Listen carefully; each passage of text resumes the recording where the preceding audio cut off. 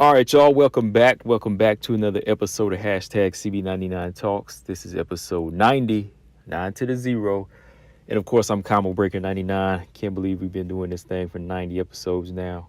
For about 2 years. 10 more, and I'm going to be at 100, y'all. So, yeah, man. It's going down. Welcome back, y'all. Welcome back to another episode. Not a lot going on this past weekend as far as, in the octagon. Like, not a lot of big major fights, right? It was just like, Holly Holm, her return after what, 2 years, almost 2 years, and just little side fights here and there. But of course, there was some good action on ONE FC. I talked about that already in a few videos, but yeah, man, there's always something going on behind the scenes, and that's kind of what I want to talk about this episode. There's a couple of things that gets the fans amped up. The fans in WMMA, they're a passionate bunch. They're a passionate bunch just like they are in boxing. Man, I think the ones in boxing, they really wild, though. I mean, they are really wild. But the fans over here, how they do. You know how they do because y'all be on my live stream acting up sometime. But it is what it is, man. We have fans of all kinds from all over in WMMA, and that's what makes it interesting, right? So, yeah, man, welcome back to another episode. Today in this episode, I'm not going to be here too long. I just want to talk about a few different things, go over the weekend just a little bit and just kind of lead right into my main topic. Well, main topic, but it's not going to be like a long discussion. It's one of my main topics, but I just want to talk about WMMA kind of taking the hit from some of y'all, some of y'all thinking that it's on the downside and that it's about over, or we in a real rut right now, or it's really going downhill. Of course, there's some things that's going to happen in the world of WMMA that you're not going to like, but sometimes when you're going through a transition, that happens. So we'll talk about that. All right. So WMMA taking a hit, Ketlen Vieiria, and how I think she needs to kind of turn it up a little bit more to be taken seriously. Holly Holm, will she be safer in a farewell fight against Katie Taylor? Let's talk about it. Since we're talking about boxing, I also want to bring up this list. This list posted by, I don't know what site it is, but I just want to post the list up here, and I want to talk about it a little bit with y'all. The top 10 best boxers for female boxers in the UFC, right? I know some of y'all seen the list already, but I want to go over the list with y'all, give y'all my thoughts on who's on there, who shouldn't be on there. And then I might give y'all my 10 boxers. How y'all like that? I might give y'all my 10 fighters. My 10 fighters that should be up there that have very good boxing skill in WMMA. I've talked about 2 or 3 of them, but I think I can come up with 10, and it's going to be a solid 10. So, yeah, let me go ahead and do that for y'all. All right? And Caitlyn Chookagian versus Manon Firo. Let's talk about that fight a little bit. It's not fully announced, but we'll talk about that. And then when I want to wrap it up with some good news, I want to wrap it up in a positive way because we got some good fights on the forefront in the next couple of weeks. So it's not all that bad, man. That's why I always say it ain't that serious. You know what I mean? Like, we got a lot of serious things going on right now in the world. And before I kick the episode off, I just want to say, rest in peace to everybody that's lost somebody in this Texas shooting that just took place, well, at the time of this recording, yesterday. From the latest that I seen, 18 elementary school students were killed, and 2 grown-ups, 2 adults. One was a teacher, and they just been kind of going down and identifying them, on Twitter. And every time I look at it, man, that junk hurts, man, because, these are just little kids. So there's nothing like, hearing about young kids that really just like can break me, you know what I mean? And that's the one thing that kind of just can break me, man. Like when I hear about these type of things, like, how somebody could just go to an elementary school and just murder these innocent lives like this, man. Like, I just seen, young girl under 10, then just all these little 10-year-olds that just got killed. Man, it's like, it's just what's going on out here, man. And people tell me like, oh, this thing's kind of been going on forever. Nah, man, it seems like it's just getting worse every day. I mean, it's one thing, yeah, we get a lot of quick news now and things are getting filmed, but no, I just think that it's getting worse. Every day it's getting worse out here, man. So y'all just got to be careful. But Yeah, real quick, I just wanted to say condolences to everybody that lost somebody and prayers. Same with the last couple weeks ago too, in that mass shooting too, man. Like with the in the supermarket, killed all those black people in upstate, man. And I was like, wow, man, it's just it's really crazy out here, man. I can't even talk about it right now because, like I said, just thinking about what happened to these kids in the elementary school, it just can break you sometime, man. It can. I can't imagine how the parents feel, you know. But yeah, man. Let me go ahead and switch gears back over to WMMA, y'all. Yeah, the past couple weekends, of course, I know weren't the best. We did have some decent fights. Like I said, like UFC's not the only thing I'm watching. We had Aries FC6. Liana Jojua made her return. Of course, it was kind of disappointing to see the performance she put on. One FC 157 was good. Like I said, Elise Anderson got a submission win. Good comeback win after about a year off over what is her name? Asher Roca. And also shout out to Wonder Girl. She made her debut and got a good win against Bano. Got a good armbar win, very explosive. Both of these fights were good, good, quick first round finishes, but, they were action. You could tell these fighters wanted to get it. They had that urgency about them. And that's why I said, man, like, if you just go around, look around here, there's fights everywhere. A couple weeks ago, we had Invicta FC 47. It was a good card all around. You had finishes on the card. You had just good performances, good fighters that are trying to step up their game, hungry fighters, young hungry fighters. So, that just leads me into my topic here, man, is about WMMA taking a hit. Is WMMA taking a hit right now? Is it really on the downside? I've been getting a lot of people in my comment sections and, after seeing the fights this weekend, just saying that, oh, man, like, the game is over. These ladies ain't hungry enough. These fights aren't paying off. What's going on? These ladies ain't fighting.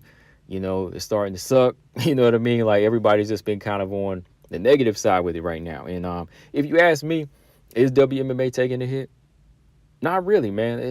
It really isn't. I mean, it can be when you aren't signing the right fighters. Yeah, it could be doing better. It can always be doing better, especially for Dana White, like not making the featherweight division and atomweight division. Yeah, it can take a hit. It's definitely taking a hit in that fashion, in a political standpoint when they're not making the right choices about signing the right fighters. Yeah. But as far as like the fighters as individuals, are they performing? Yeah, I think they are. I think just sometimes the game is going through a transition and you will get these type of fights through just like a certain period of time whenever the game is going through a transition. Like when you have like, for example, Holly Holm and Ketlen Vieiria, when you have these type of fighters in the bantamweight division, some are on the downside, some are who've been on long layoffs. When you put these type of matchups together, sometimes you're just going to have these type of fights until the division goes through its course, till it runs its course, till you have new fighters again, right? I mean, like, I want to say about 20 years ago when the heavyweight division was going through a drought, like from 2005 on to maybe 5-6 years, the division was just dry. You know what I mean? You just had all these fighters that people didn't know about, these big, tall, slow heavyweights that people weren't fans of, they didn't care about anymore. It wasn't like the golden era of boxing, like the 90s, where you had the Holyfields and Lennox Lewis's, right? So you're going to have those periods. That's all I think it is. Sometimes you're just going to have a time where certain divisions are just going to have those type of fighters that are on the downside, and it's going to spell, average matchups or lackluster matchups. But, even like the Poliana Viana and Tabitha Ricci match, I can't really contribute that to, oh, they fought like that because of Rose and Carla last week or a couple weeks ago, right? No, that was a standalone fight. We can't blame one fight. Rose and Carla was just a bad style matchup. It was just a bad style matchup. Rose just was not mentally into that fight because, like I said, Carla already had her mental respect. She already had something over her. And I told y'all that before the fight, but y'all didn't want to believe me. See, when you set your expectations too high, you got to find somebody to blame when it don't pay off. That's how I always see people do. Not even with fights, just in real life, every day. Like if it don't go your way, people are ready to point fingers, right?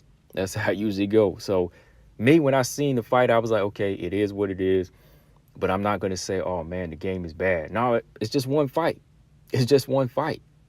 Bad style matchup. You put these fighters in there with somebody else, I guarantee you they will be forced to fight.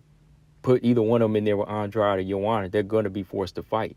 But if you put these two together again, you might as well get your pillow and go to sleep. You know what I mean? Because that's what's going to happen. So you can't really say that WMMA is on the downside because of that one fight. There's other things going on that, yeah, you could say makes the WMMA world fall less, always fall to the side compared to the men. Things like I said, not giving the women the divisions they need in the UFC, things like that, not signing the talent that they need, just signing the talent based off of looks, signing the IG models all the time, right? Yeah, we can talk about that. But whenever you say, oh, these two fighters right here, they shut the whole game down. They really dealt the game a serious blow. Maybe in the fact that the casual fans are now going to be gone, right? Because they're going to say, oh, these two ladies, no, like, forget them. They messed the whole thing up for me. Yeah, I know, like, the average fan has that closed mind like that, but the hardcore fans, we don't, right? I don't. So that's why I'm staying positive about it. You know what I mean? Because there's still going to be good fights on the forefront. Like I said, we still got good fights coming in the next 2 weeks. And most of these ladies, nah, they ain't going to do no dancing. They ain't going to do no dancing. That's why I'm like, the game ain't taking that serious of a hit. You know what I mean? I'm definitely not going to count the game out just because of what Rose and Carla did. Nah, forget that. There's a lot going on. Still a lot going on. Like I said, like, stop just going to the UFC for your fights. Yeah, the UFC is supposed to be the best fighters being signed, but hey, what about ONE FC over here? ONE FC has good fighters. You know what I mean? ONE FC has good fighters. Invicta FC, like I said, they might be shooting for the stars to go for the UFC one day, but right now they will give you good fights. Because like I said, back in the day, whenever Invicta FC started off, and they, these ladies weren't over in the UFC, shoot, I was happy. I was content with watching them where they were.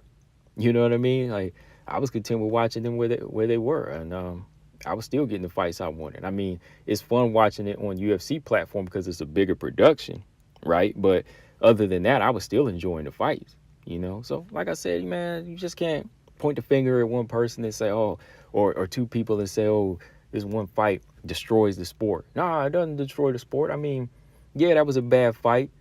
I mean, one day we over here saying this is the best thing in the world because Joanna and Wei Lee set the bar so high with that performance they put on. But now that we got dealt one bad fight, we ready to throw the game away? Nah, man, forget that. Not me. I mean, like I said, I already seen the ups and downs in boxing, and sometimes you just have bad nights. You know what I mean? You might have one bad night. But see, UFC's been spoiling us. UFC's been spoiling y'all because we've been getting like consistent cards that week after week after week after week.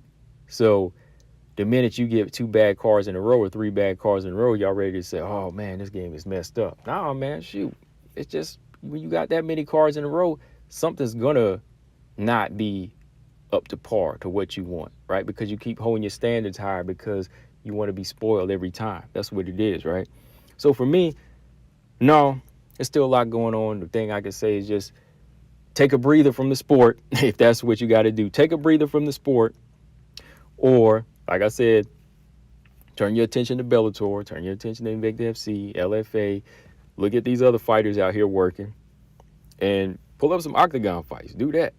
Just pull up some octagon fights, on YouTube. That's why they put them up there for free.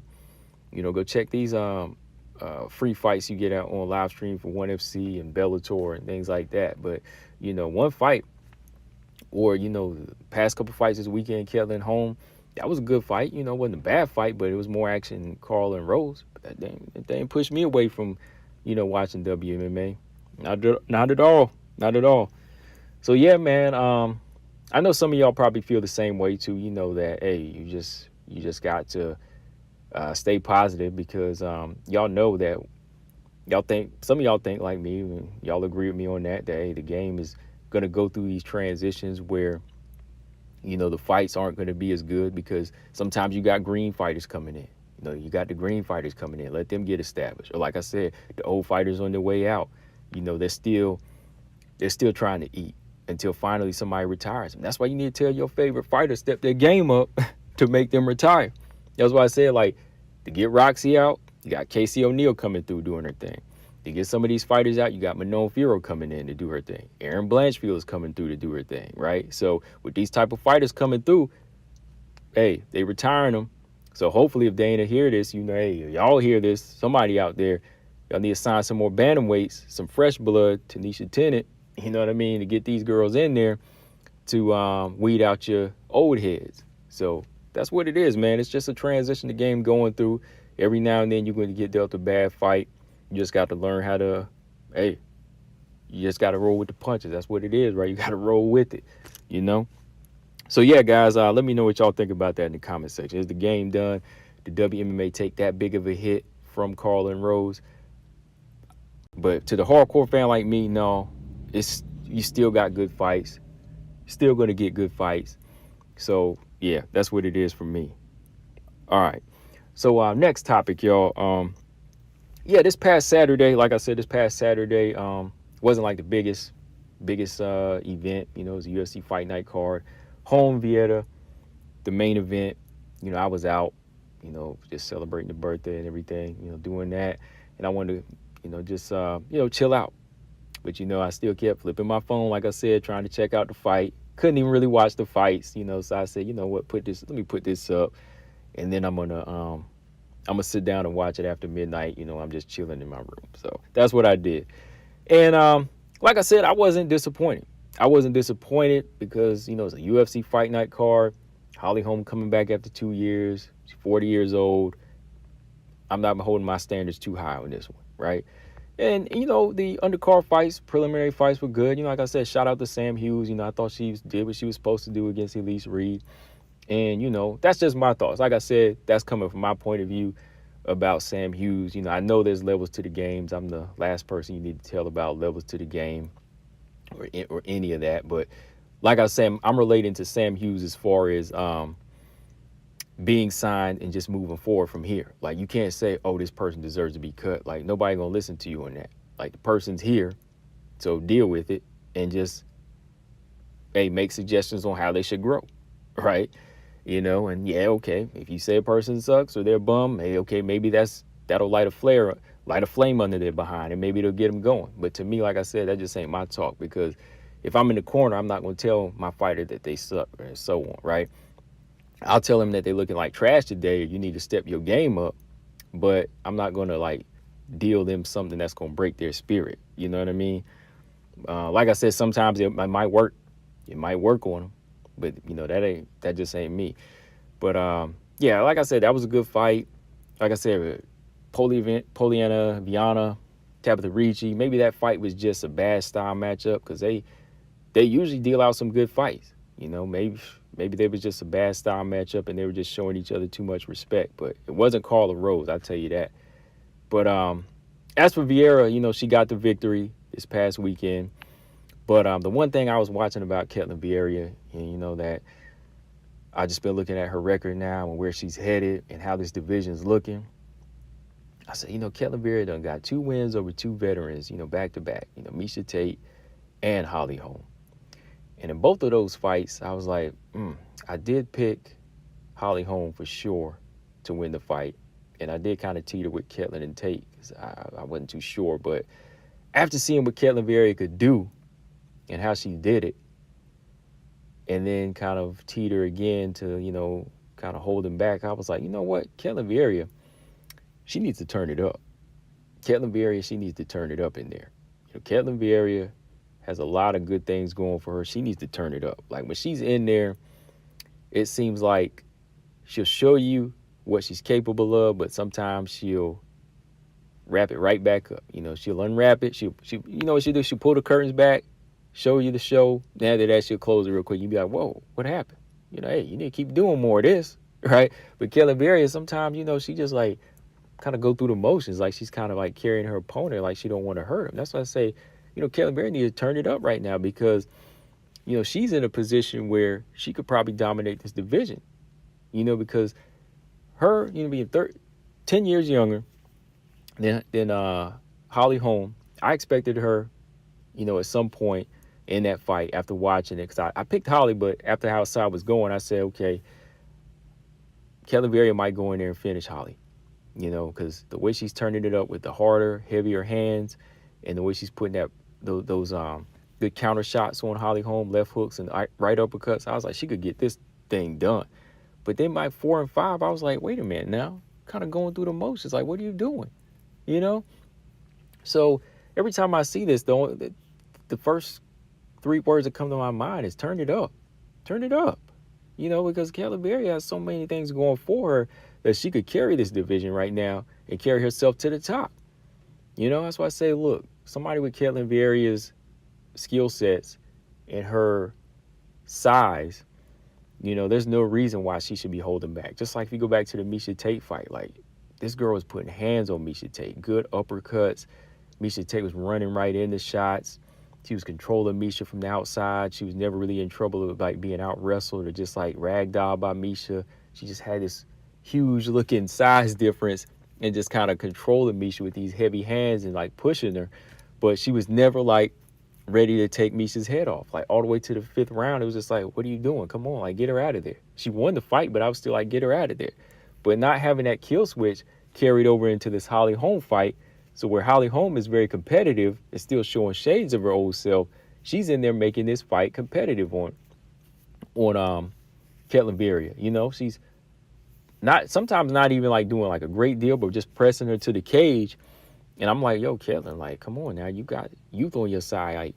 Like reverse this position. Like, why are you letting Holly just bully you here? I know Holly's strong, but come on now, like do something. Throw some right hands or flip her. Hit her with something as you break. It was only at one time like she pushed off to escape that clinch, but the rest of the time she was just letting Holly push her.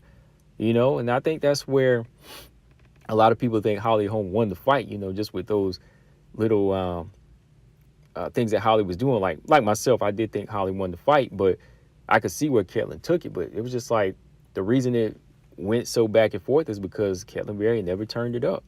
And moving forward, she just needs to if she wants to compete with these elite fighters, because, they all have kill switches. Nunez, Pena, GDR, all these top level fighters, they go in there to kill, So I think that's the one thing that's been kind of holding her back, never going in there completely stepping on the gas and sitting down on her punches and never really like falling through with a good right hand or even like her uppercuts. Like when she lands one, she won't follow up with another or like a left hook that really turn into it and put her body into it. She's never really been that scrappy. I mean, maybe it's the injury she's faced. Maybe she's trying to fight a little bit more cautious. But I think, man, if she would just like lean into these shots more, she would get fighters out of there because that's what she's going to need from here. Yeah, she's taking 2 veterans down, with 2 decisions. But if she wants to like fight the Nunez Pena winner, or hell, they might put her in there with the GDR if GDR comes back. She's going to need a kill switch against GDR. For real, So yeah, guys, let me know in the comment section what y'all think. But yeah, that's what I think about Ketlen. Ketlen's got a good skill set, and she could possibly get a title shot, or possibly even win the belt if she just starts using these attributes that she has. The strength, the power, the timing, and the counterpunching that she has. And starts using the clinches more. I think she'll start to, really be taken seriously if she puts all that together. As for Holly Holm. Real quick with Holly Holm, looking at her in this fight, I was just like, wow. I mean, octagon rust, man. Just like 2 years, almost 2 years off, and just the way she was kind of pushing through this one, those combinations, those predictable slow combinations, just looked slower on the feet.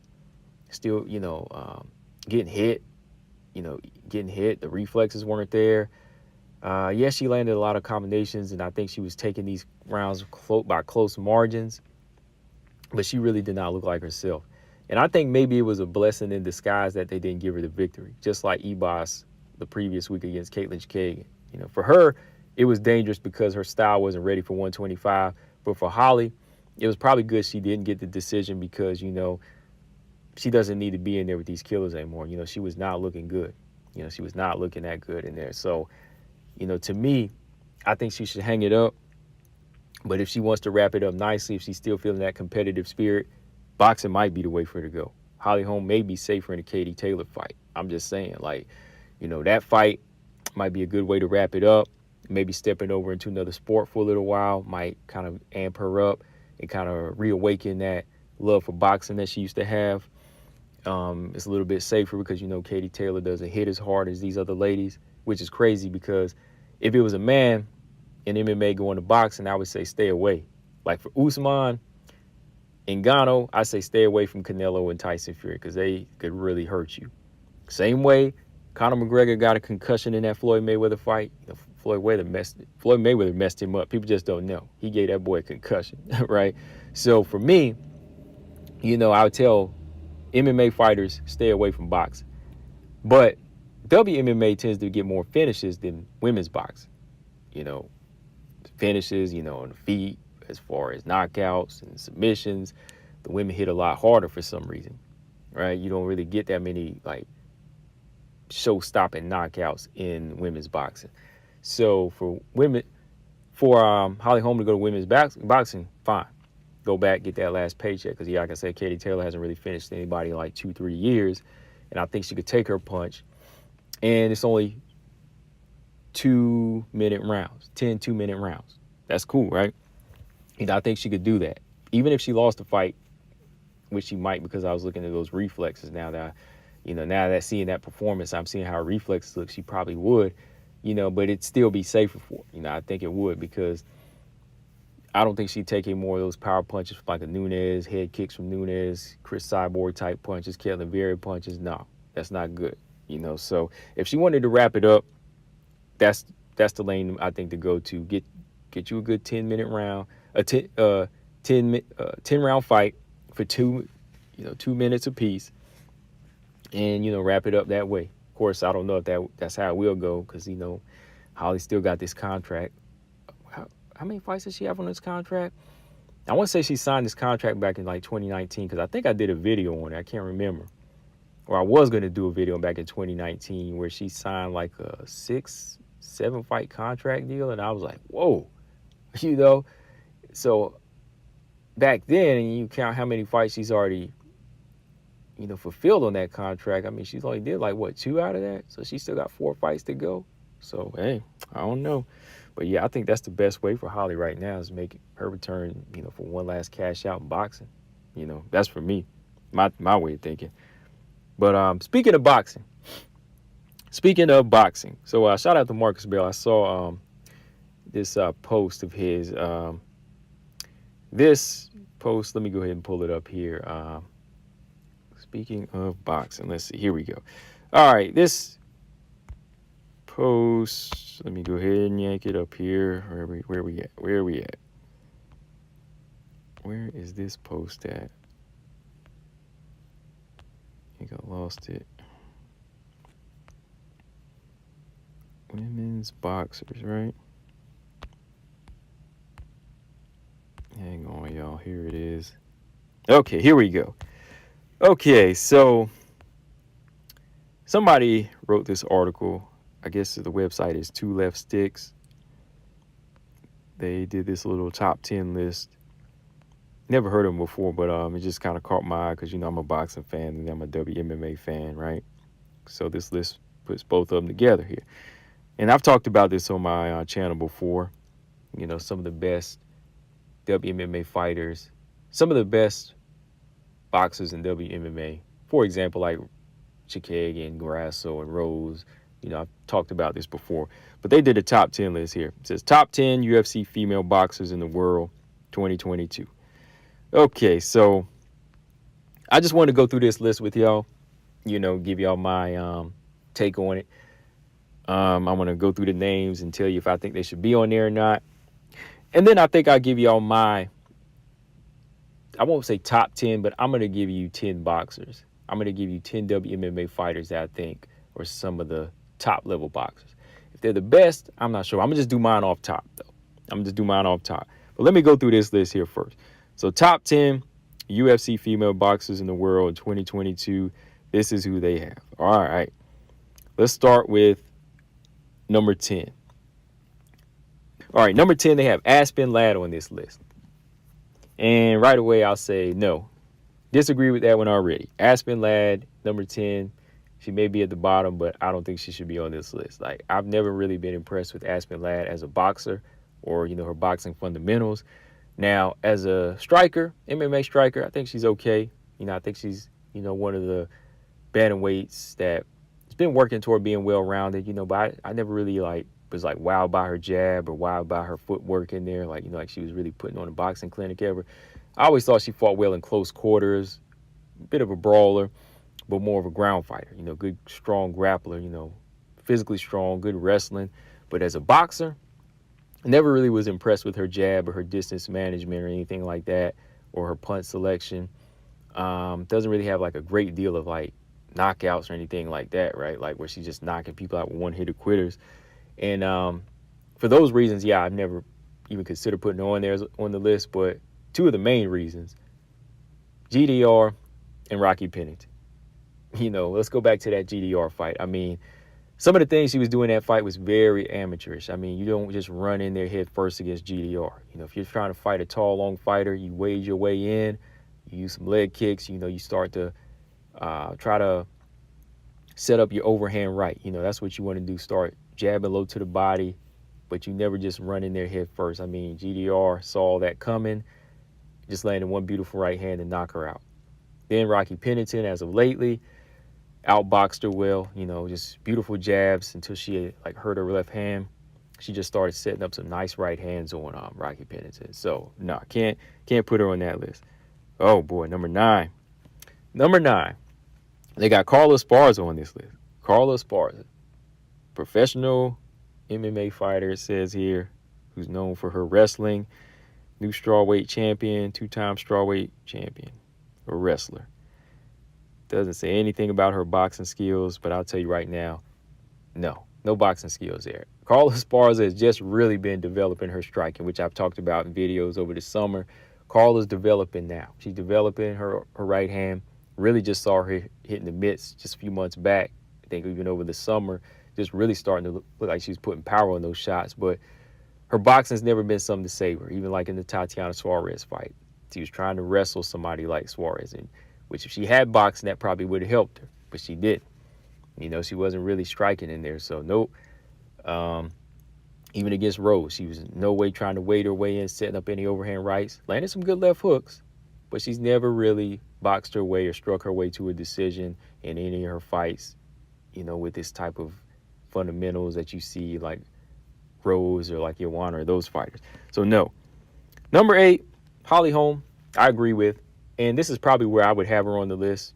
Honestly, I know some people would be surprised, like, what?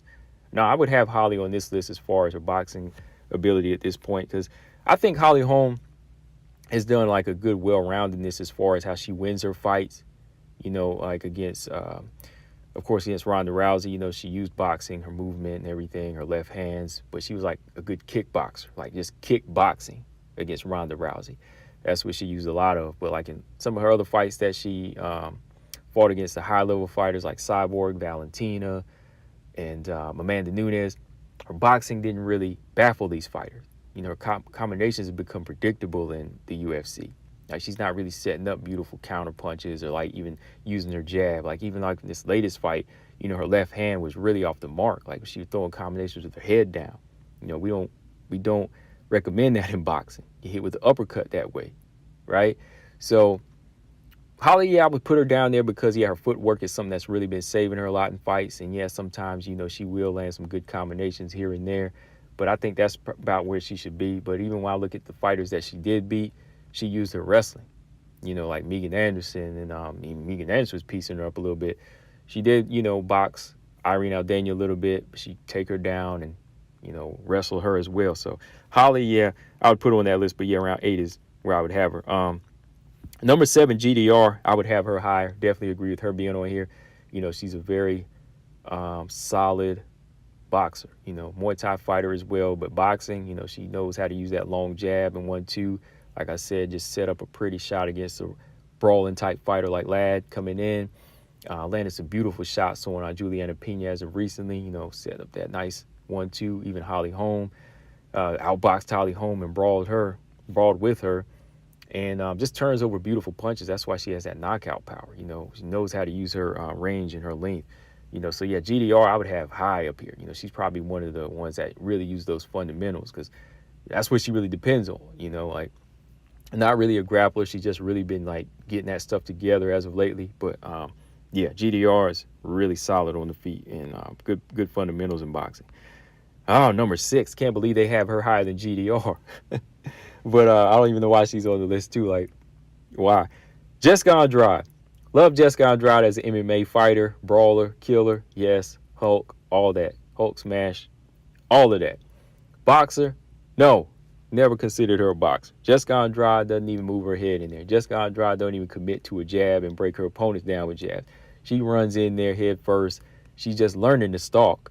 She just really learned to cut the octagon off, you know. The way Joanna pieced her up with a jab just shows you that she has no head movement or doesn't know how to counter a jab and doesn't know how to wade her way in like Tyson with her size and frame that she has, right? Rose pieced her up. So, again, like, even whenever you're not seeing the boxing from her, the way other fighters outboxed her shows you that she doesn't have the fundamentals down. Like, that shows you that she doesn't know how to read other fighters that know how to box. Like, even if she chose not to use boxing, it lets you know that she doesn't really use boxing because she doesn't know how to counter what Rose and Joanna did to her, right? She didn't know how to cut off the octagon. She didn't know how to maybe catch with Rose with the left hook as she turned the angle. You know what I mean? So, in no way I see Jessica Andrade as a boxer. Very good MMA fighter, but not a boxer. Number 5, great boxer. One of the best pound for pound, but she's not in the UFC, and that's Amanda Serrano. So Amanda Serrano, definitely take her off this list because, yeah, she's not a UFC fighter. WMMA fighter, yes. She's fought for Icon and still don't know if she is coming back, but her boxing hasn't really translated over yet into this world of mixed martial arts. So just an all-around good pound for pound. Definitely probably number 3 in the boxing world, but UFC, of course not. Not in the UFC. Number 4, Zhong Wei Lee. No, I wouldn't put Zhong Wei Lee on this list either. Zhong Wei Lee, like Andrade, I think is just a good MMA fighter as a whole. Good striker, good counter striker, good brawler, good pressure, good wrestler now. You know, she's really been showing more of that. Even before she used to grind a lot, you know, but as far as boxing, don't really see her just commit to like some of the fundamentals, like, again, like, you know, basic jabs, you know, even against Joanna, you know, I didn't see her really like closing the distance, trying to fight well in the pocket and move her head a lot. So can't put her on the list of boxers. Good MMA fighter as a whole, though. Number 3, yes, I have on this list, Rose Namajunas. You know, I've talked about her game. Definitely think she's one of the top fighters, you know, just because even if it's not top level like a Clarissa Shields or Katie Taylor type of IQ in there, what she's bringing is enough to baffle some of the best fighters, right? You know, she makes those fighters fight a chess match like Zhong Wei Lee and Joanna. You know, her footwork is very tricky. It's zigzaggy for these fighters. Like Rose didn't know Joanna didn't know how to handle it. You know, Joanna didn't know how to handle her timing. You know, the way she was stepping in and out, being out of range for flurries, and then boom, boom, boom, backing her up. And the way she timed the beautiful left hook. Rose turns over her punches very nicely. She throws nice punches. And, you know, like I said, her footwork is pretty solid. Now, her last fight, I don't know what happened in that fight. You know what I mean? That wasn't a good showing of it. But, you know, I think on the regular, a lot of the things she does on her feet, even the way she moves and, you know, when she's shadow boxing, you can tell that, you know, she knows her stuff. You know, definitely knows how to turn angles. Good fundamentals in boxing. Number 2, definitely would have her high on the list, Valentina Shevchenko. A lot of the things that she does, when I first seen her, I said, reminds me of Floyd Mayweather a little bit. You know, just how she knows how to measure, how she doesn't really overcommit to shots, but she knows how to throw with enough pop to get your respect. It's like Floyd Mayweather. You know what I mean? Like, the way she measures with her eyes and sees the whole picture, it's like Floyd again. You know, just like the way she can measure range well, see whatever's coming from you, and just like be out of the way and still, you know, be back in time. Then you'll hit you with a good 1-2. You know, she's very good at timing. You know, I think I was riding with Holly to just beat Valentina because, you know, I was more of a Holly fan at the time. But something told me, I was like, I don't know if she will because Valentina's timing is immaculate. is great. You know what I mean? So very good timing like a boxer, good distance management. Her 1-2s, good angle turning, just like in the fight with go back and look at the fight with Jennifer Maia. Great, just all around good skills. Number one, no. Number one's a no for me, Amanda Nunez. Last fight is a good example why Amanda Nunez is not a great boxer. She didn't even know how to get out of the way of the jab. Didn't even know how to get out of the way of the jab of Juliana Pena, and did not throw a good jab on Juliana Pena. She just kept looping that same combination, 1-2, that overhand right, looping that same combination, overhand right. That was it, So can't put Amanda Nunez up here as just like a solid boxer, just like Andrade and Zhong Wei Lee. Good MMA fighter, good skills from all of these different, combat sports. But as far as fundamentals of a boxer, I don't think she has that type of IQ, doesn't throw a lot of good straight shots. Like I said, didn't know how to move her head out of the way of the jab of Juliana Pena. Really looked lost when it came down to that. Just really likes to brawl. She's never really just like, baiting fighters with a check left hook or setting up a good solid 1-2. You never just really see her even like doing like Rocky Pennington, jabbing to the body and going back up to the head. Now, what she's doing is working as an MMA champion. But if you were just to have her throw hands, no. So I wouldn't even put her on the list. Amanda Nunez is one of the best boxers. No. So, yeah, that's the list they got up here, guys. Let me know if y'all agree with that. But real quick, I'll give you 10 fighters. I'll give you 10 fighters in the UFC that I think have very good boxing. 10 WMMA fighters that have very good boxing skills, in my opinion, are, first off, in no particular order. Maybe I'll go back and do a video where I actually put them in order. I'll probably do an individual video where I put these ladies in order as who's the number 10 to the best boxer. But I'll give you 10 boxers that I'll give you 10 WMMA fighters off top that I think have pretty good boxing fundamentals. Let's see. Let me see. Okay. Number one, I'll say Molly McCann. I think Molly McCann in the flyweight division, I think that she's a pretty good boxer. I think that her boxing's been getting her through a lot of fights, even with some tough fighters like Priscilla Cachoeira. She's been able to outbox fighters like Jin Kim, Luana Carolina. Lower level fighters, yeah. But, it's the way she moves and she's in and out. She landed some good right hands on Taylor Santos, in and out the game. She's in and out that fight. She knows how to put game on these fighters with the way she turns her punches over and throws these combinations. So, yeah, I know some of y'all argue, okay, Molly McCann's not a top 10 or she's unranked, but I think she definitely has some good things going for her. Like, the more and more she mixes her game up, the boxing will show more. The boxing will show more. She'll start incorporating that when she gets a little bit more confident to be in the inside, when her takedown defense is better and her ground game is better, right? So for me, I think Molly McCann, she throws some pretty good punches, though. Like, she does have a boxing IQ. Next, Alexa Grasso. Y'all heard me talk about Alexa Grasso. Definitely got a good boxing IQ. I'm surprised she wasn't on this list. Very textbook with her stance, her upper body. She's a little bit lighter on her feet just so she's not taken down, and she can still throw kicks. She can bounce around on the balls of her feet. But, she's got that hands high guard, elbows tucked to protect the body. She throws those nice technical jabs and good 1-2s, very good combinations. Always brings her head back, always brings her hands back to her head, to her chin.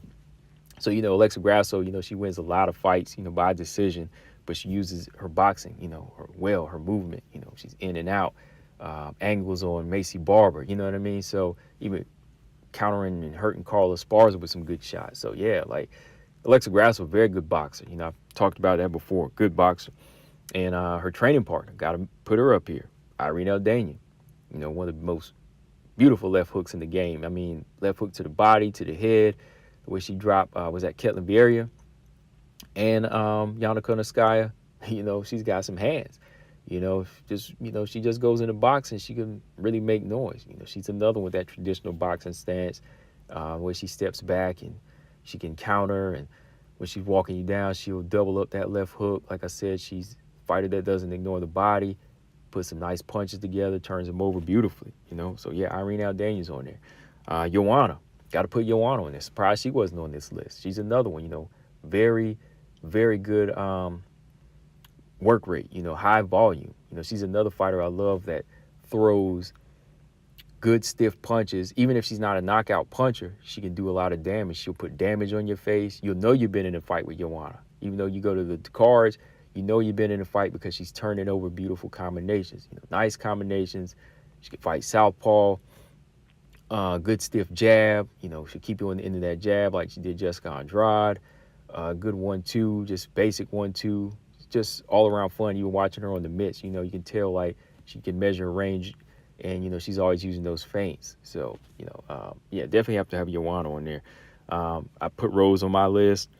Another one, Caitlyn Chookagian. Definitely have to have Caitlyn Chookagian. I mean, a lot of the things Caitlyn does that beats a lot of these fighters is because they don't study boxing like her. I mean, I've seen her watching like some old boxing clips. So I know she's taken from the old heads and she's transitioned it into MMA in a way that they don't even understand. Even like over Rose.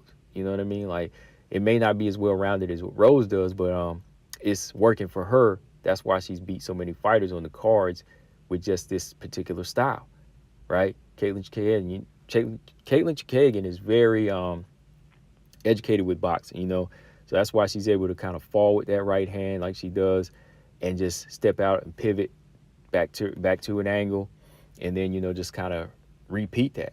And she throws those little flurries, may not hurt, but, she's throwing nice flurries and then she's stepping in and out. Yeah, she makes it work for her. She's got that boxing cardio as well. She can go 3 rounds, sure 5 rounds. She has the IQ. It's baffled a lot of girls. Even like somebody like I thought Viviana Rujo, she got worked. Viviana Rujo, I think, has a very beautiful jab, but Caitlyn Chookagian, just dismantled her. Or not dismantled her, but, just outworked her. So yeah, Caitlyn's on there. Another one I'd have on there, GDR. Yeah, GDR. I told y'all, yeah, she'd definitely be on my list, GDR. Holly Holm. Yeah, I put Holly Holm on there. Yeah, I put Valentina Shevchenko. Yeah, Valentina Shevchenko's on there.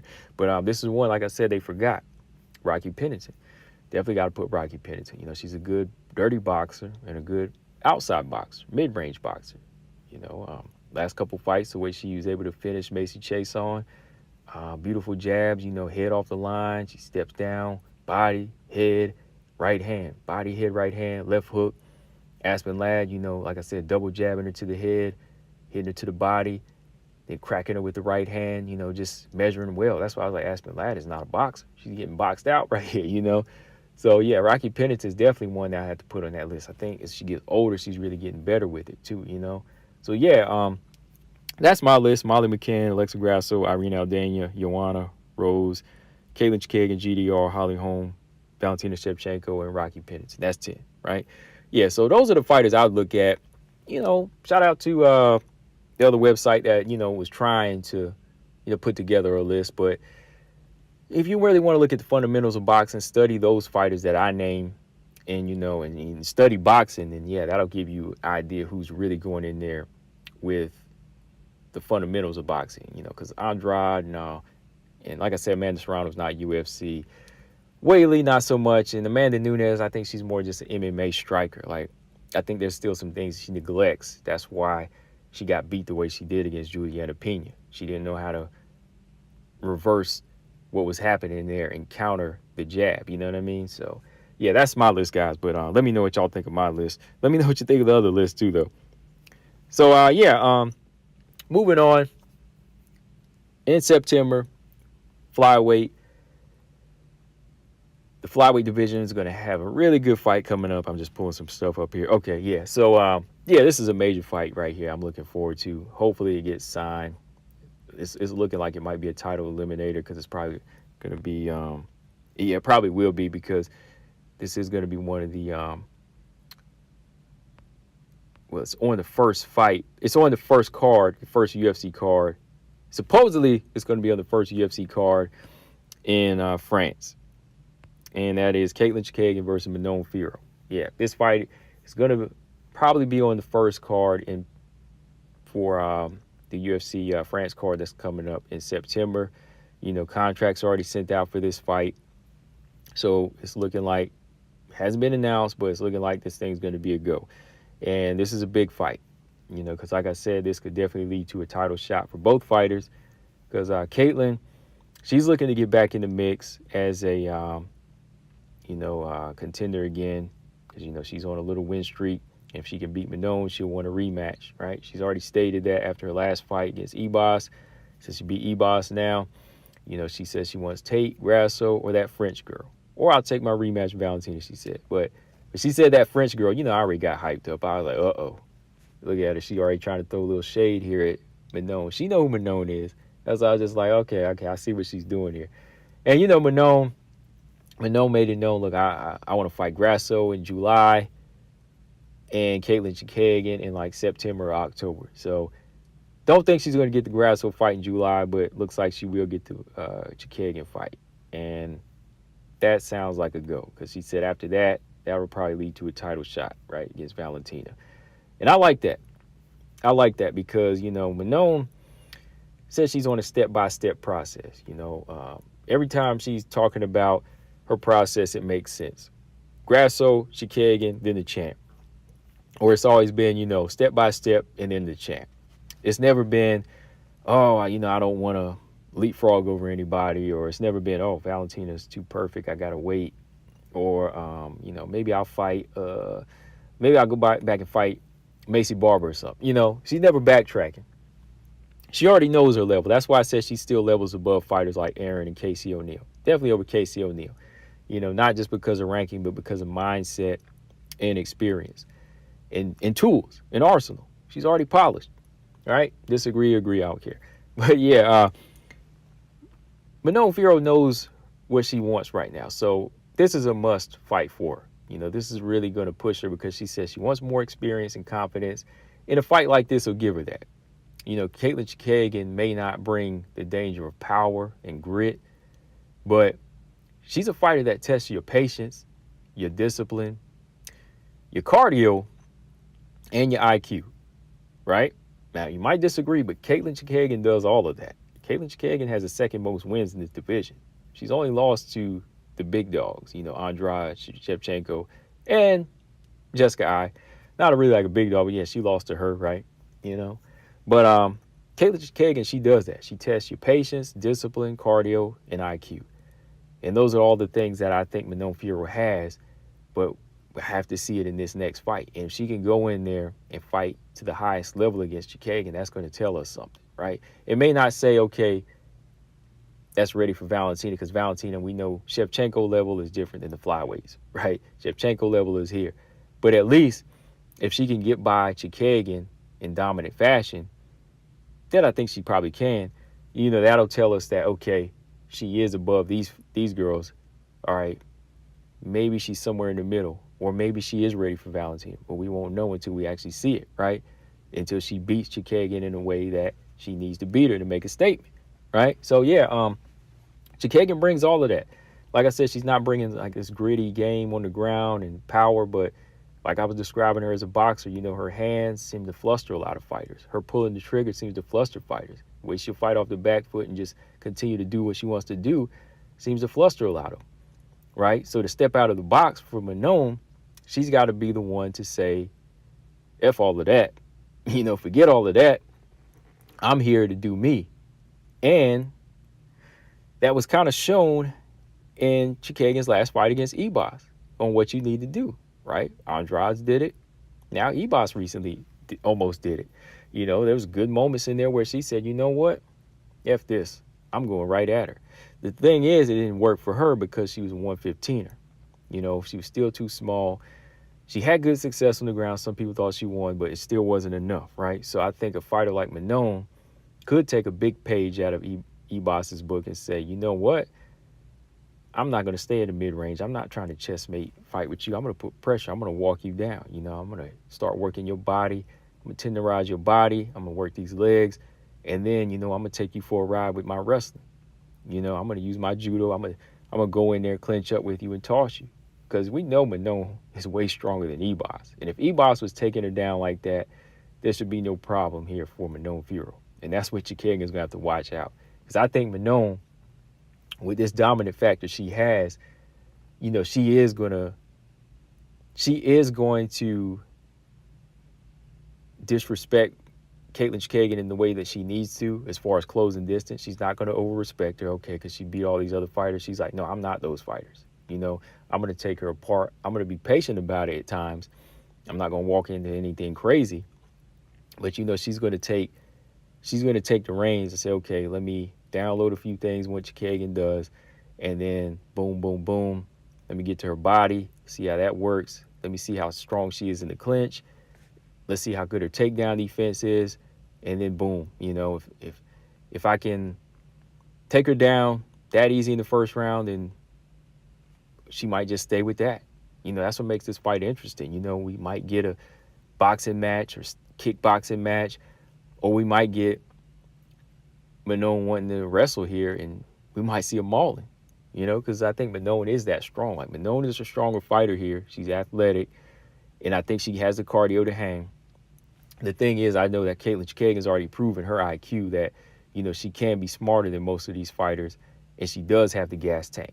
She does have the gas tank, even off of getting hit, you know. But, again, Manon has the grittiness that I think that's needed. Grittiness and disrespect, like Andrade and Shevchenko had, you know. Too many other fighters didn't know what to do, right?